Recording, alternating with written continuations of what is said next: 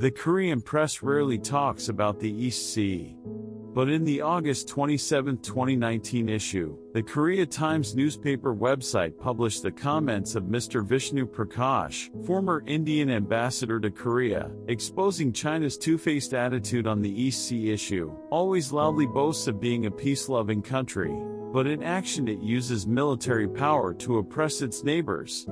The article has a very ironic title: "The East Sea is militarized under the hands of peace-loving China, militarization of South China Sea by peace-loving China." The article first highlights China's official argument recorded in the National Defense White Paper published in July 2019, according to which, the Chinese have learned the value of peace. Therefore, since its founding 70 years ago, the People's Republic of China has never launched any war or conflict. The author immediately said, "That can make people feel secure, but what is recorded about China is the exact opposite." And the former diplomat listed a long list of China's actions against peace over the past 70 years. China with a series of wars, on land and at sea.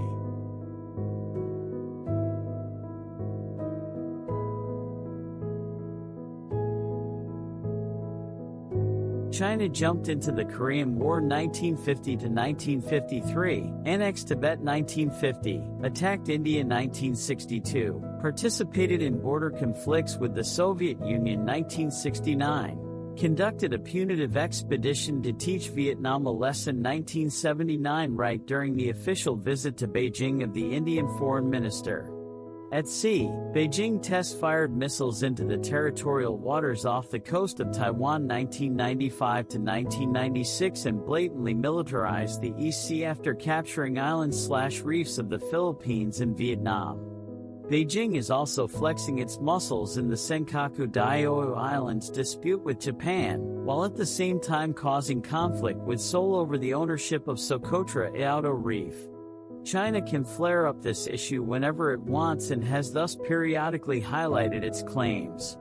According to the author of the article, with China becoming richer, its military capabilities improving and the decisive leadership of President Xi Jinping, China's territorial ambitions have skyrocketed.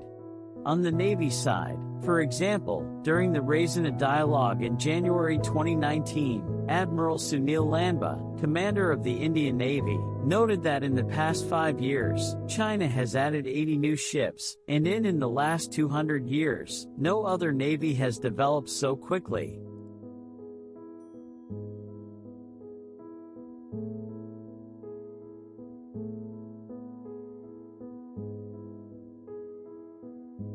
Defense White Paper 2019, The East Sea Belongs to China.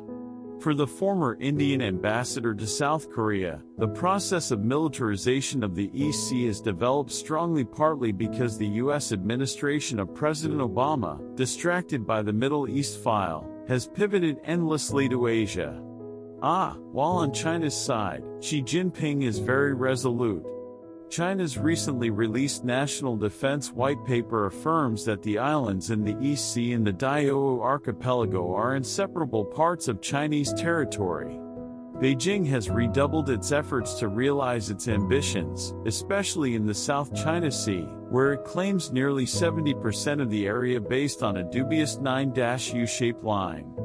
In 2012, China took control of Scarborough Shoal, within the Philippines' exclusive economic zone, and built up 7 artificial islands to monitor U.S. military activity in the area.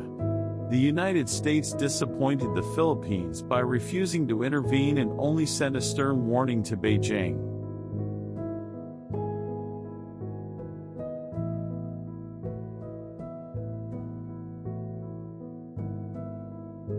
Faced with that attitude, Manila sued China before the Permanent Court of Arbitration in The Hague within the framework of the United Nations Convention on the Law of the Sea.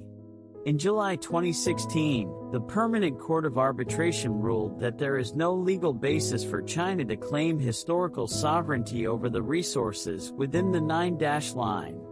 China has rejected the ruling, as well as refusing to respect the rights of coastal states to their internationally recognized 200 nautical mile exclusive economic zone. The aggressive attitude is very obvious in Huangsa and Truongsa. China's aggressive attitude in Huangsa and Truongsa, according to the author of the article, is even more obvious. In 1988, Beijing occupied part of the Spratly Islands by attacking Vietnam, killing 60 Vietnamese sailors. Since 2013, they have been accreting and building on a large scale on floating and submerged reefs in Truongsa, establishing airstrips and missile defense systems. U.S. intelligence officials have confirmed that China has placed anti-ship and anti-aircraft cruise missiles there.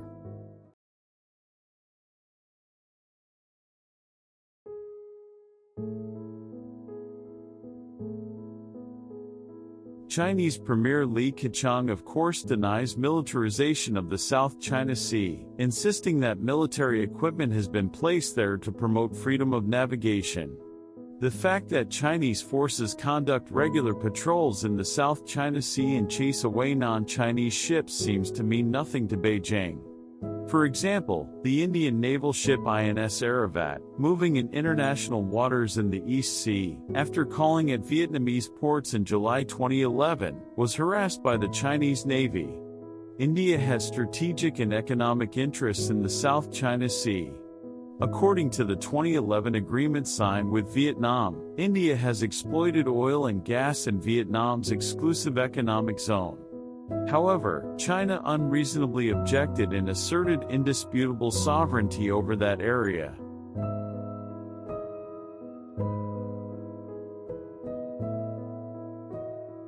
China is skilled at concealing acts of aggression. China's bullying practices are becoming a serious problem for coastal countries and other countries that want a free and open South China Sea. For the first time, in May this year, India participated in naval exercises in the region along with the United States, Japan and the Philippines.